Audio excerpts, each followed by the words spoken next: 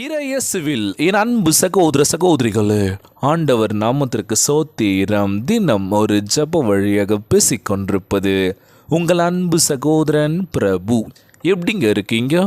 இன்றைய நாள் எப்படிங்க போச்சு? உங்களுக்கு மகிழ்ச்சியாக இருந்தீங்களா?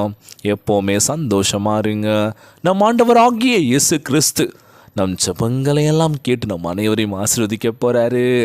மகளே மகனே, கலங்காத, மனமுடைஞ்சு போகாத, நான் இருக்கேன், உன் கூட தான் இருக்கேன், தைரியமாக இருன்னு சொல்கிறது யாருங்க? நம்ம ஏசப்பா. ஆம் என் அன்பு சகோதர சகோதரிகளே, நானோ திராட்சை செடி, நீங்கள் கொடிகள். யோவான் 15:5 சொல்லப்பட்ட அழகான வார்த்தை. நானோ திராட்சை செடி, நீங்கள் கொடிகள். இன்றைய நாளில் குடும்பங்களுக்குள்ளே எவ்வளோ பிரச்சனைகளோ, கூட்டு குடும்பங்களுக்குள்ளே பிரச்சனைகள் வந்து தனித்தனியாக அங்கங்கே பிரிஞ்சு கிடக்கிறோம்ல.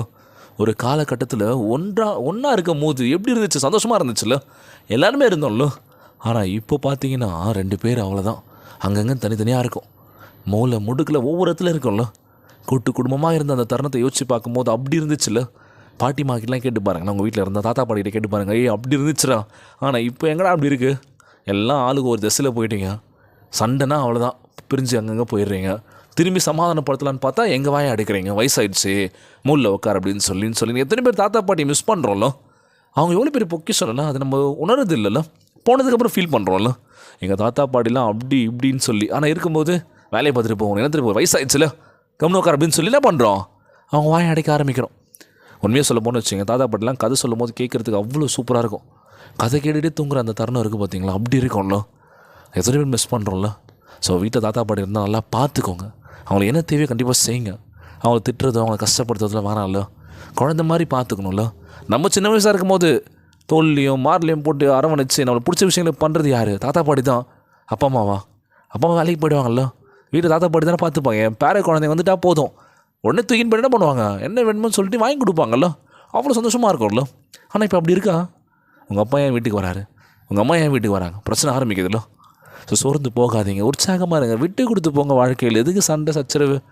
இன்றைக்கி இப்படி பேசிட்டோம், நாளைக்கு அவங்க மூஞ்சை பார்த்து பேச முடியுமா? திரும்பி வார்த்தையை விட்டுட்டோம் அப்படின்னா ரொம்ப கஷ்டங்க. சாரிங்க, மன்னிச்சிருங்க அப்படின்னு சொன்னால் ஏற்றுக்க முடியுமா? முடியாதுடா. வாழ்க்கையில் முதலாவது ஒரு விஷயம் என்ன அப்படின்னா நிதானம். எவ்வளோ கோவம் இருக்கட்டும், எவ்வளோ விஷயங்கள் இருக்கட்டும், பொறுமை. பார்த்துக்கலாம்டா. பெரியவங்க வயசில் அப்படி பேசிட்டாங்களா, ஓகே நம்ம விட்டு கொடுத்து போயிடலாம்ல. எனக்கு அப்படிலாம் விட்டு கொடுக்குற மனசு யாருக்குமே இல்லைல்ல. நான் ஏன் விட்டு கொடுக்கணும்? என்னுடைய மானதை நான் விட்டு கொடுக்க முடியாது. நான் என்ன வேணால் கேட்டுருவேன், அவங்க வயசில் பெரியவங்களாக இருந்தாலும் சரி அப்படின்னு சொல்லி என்ன பண்ணுறோம், வாய்க்கு வந்தவெல்லாம் பேசுகிறோம்ல, அவங்க மனசை நோக்கடிக்கிறோம்ல. அப்படிலாம் பண்ணாதீங்க. கீழ்ப்படிதல் முதலாவது. நீங்கள் என்ன தான் ஜெபிச்சாலும் சரி, என்ன தான் வேதத்தை வாசித்தாலும் சரி, என்ன தான் நீங்கள் கோயிலுக்கு போயிட்டு ஆண்டோட தேர்னாலும் சரி, அவர் நம்மளை ஆசீர்வதிக்கணும், நம்ம இல்லத்திற்கு வரணும் அப்படின்னா உன் இருதயம் சுத்தமாக இருக்கணும், எண்ணங்கள் தெளிவாக இருக்கணும்ல. நீ ஏன் சரி கிடையாது, ஆனால் ஜெபிக்கிற கிடைக்குமா? கேள்விக்குறியோடு நம்ம வாழ்க்கை போயிட்டுருக்கல. கிடைக்கணும் அப்படின்னா சுபியுங்கள். முழு மனசோட முழு ஆன்மோட சுபிக்கின்ற வேலையில் நம்ம ஆண்டவராகிய இயேசு கிறிஸ்து நம்மளை மிகப்பெரிய உயரத்துக்கு உயர்த்த போகின்றார். இன்றைய நாள் ஜெபம். உலகில் வாழ்கின்ற எல்லாருக்கும் நம்ம ஜெபிக்க போகிறோம். ஜெபத்திற்குள்ளாக பயணிப்போமா? எங்களை மிகவும் அதிகமாய் நேசிக்கின்ற அன்புள்ள ஆண்டவராகிய இயேசுவே, இன்றைய நாள் வாக்குறுதி வசனத்திற்காக நன்றி ராஜா. நீர் எங்களுக்கு திட நம்பிக்கையுடன் கண்மலையாகவும் இருப்பதற்காக உம்மை சோத்தரிக்கின்றனப்பா. ஆண்டவரே, நீரே மெய்யான திராட்சை செடி, நாங்கள் உம்முடைய கொடி. எப்பொழுதும் உண்மையில் நாங்கள் நினைத்திருக்க உதவி செய்வீராக. வாழ்வில் பிரச்சனைகள் அதிகரிக்கும் போது, பயம் மேற்கொள்ள முயற்சிக்கும் போது, நாங்கள் உம்முடைய தோள்கள் மேல் பாதுகாப்பாக இருக்கின்றேன் என்பதை மறந்து போகாமல் இருக்க உதவி செய்யுங்கப்பா. ஜீவனை அளிக்கும் உம் கிருபை எங்கள் மூலமாய் பாய்ந்து ஓட வேண்டும் என்று கேட்கிறேன் ஆண்டவரே. புது பலனை தந்து எங்களை ஆசீர்வதிங்கப்பா. உமக்குள் நாங்கள் ஆழமாய் வேறொன்று நிற்க உதவி செய்வீராக. நாங்கள் மற்றவர்களுக்கு ஆசீர்வாதமாக விளங்கி அதன் கனிகளை கொடுக்கும்படி எங்களை உம்முடைய ஆவியினால் நிரப்புங்க ராஜா. ஒருபோது நாங்கள் சோர்ந்து போகாமல் பாதுகாத்து கொள்ள வேண்டும் என்று கேட்குறோம்ப்பா. எப்பொழுதும் எங்களுக்கு வேண்டியவற்றை அருள செய்து எங்களை ஆசீர்வதிப்பீராக. எங்கள் பயங்கள், போராட்டங்கள், சந்தேகங்கள் எல்லாவற்றையும் உம்முடைய கரங்களில் ஒப்படைக்கின்றனப்பா. நாங்கள் உம்மோடு நெருங்கி ஜீவிக்கின்ற ஆசீர்வாதத்தை கொடுக்க வேண்டும் என்று கேட்குறோம்ப்பா.